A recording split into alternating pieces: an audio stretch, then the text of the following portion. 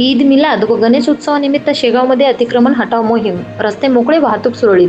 शेगाव ईद मिलाद आणि गणेश उत्सवाच्या पार्श्वभूमीवर शेगाव नगर परिषदेकडून संपूर्ण शहरात मोठ्या प्रमाणावर अतिक्रमण हटाव मोहीम राबवण्यात आली.